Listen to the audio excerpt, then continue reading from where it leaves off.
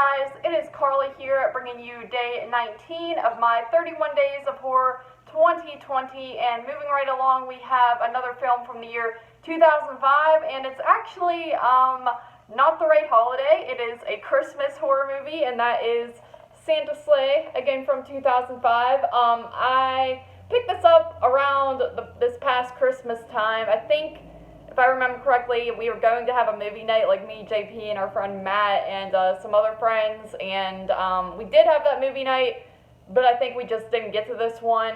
It ended up being kind of like a minuscule type of movie night where we wanted it to be a big thing, but we kind of had to rush it, so we only got 2 movies in on that particular night, and I still had this movie, and of course I didn't really want to watch it because Christmas ended up passing, and that was that, but it was next up in the lineup, and the holidays are coming back up anyway, so why not? But Santa's Slay, this movie essentially opens up right away with this family, typical family having Christmas dinner, just some sort of dinner, and they're kind of bickering and things like that, just that typical family that gets together, and everyone has their sort of clashing personalities, and Santa Claus breaks into their home and kills all of them. So the movie opens up right away. It doesn't, hold back at all. You know that Santa Claus is indeed a bad guy in this film, and you learn why.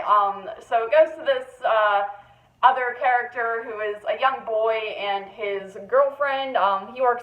They both work in this sandwich shop, and you kind of learn that he doesn't really love Christmas too much, nor does his grandfather. His grandfather's a little bit out there, and they have their reasons, and you essentially end up learning that there was a bet that took place years and years ago, and Santa Claus lost it, and that's the only reason that he's been nice for all these years, and the years are up, so now he's back to being a bad Santa Claus, and it's up to this kid and his girlfriend and grandfather to kind of stop him. So that's kind of the, general plot of the movie.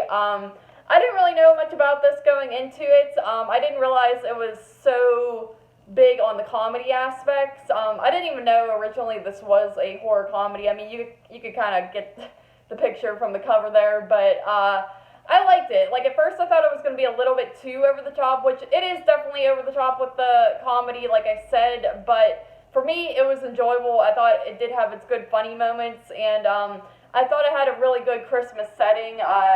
Some of these horror Christmas movies are hit or miss with the actual Christmas feel, but I think this one does a pretty solid job of that.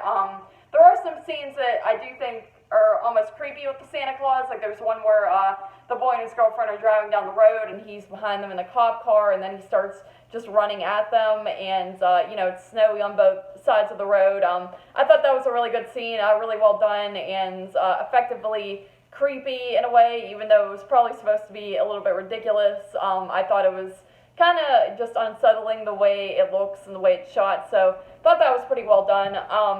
Like I said, the atmosphere is really good in the film. The characters are likable. You feel for this boy and the girl and the grandfather. There's even, kind of get a little bit emotional at the end with certain aspects in terms of what happens to his grandfather. So I thought that was cool. Overall, this was a pretty fun watch for me. I do, wish I watched it more in Christmas time, because this is one that I would put on rotation for sure, along with, like the Silent Night, Deadly Nights, Christmas Evil, those types of movies. So definitely a fun one, definitely good on the Christmas atmosphere. I would recommend, obviously, watching it more when it's Christmas time, though. So that is the one thing. I give this a 7.5 out of 10.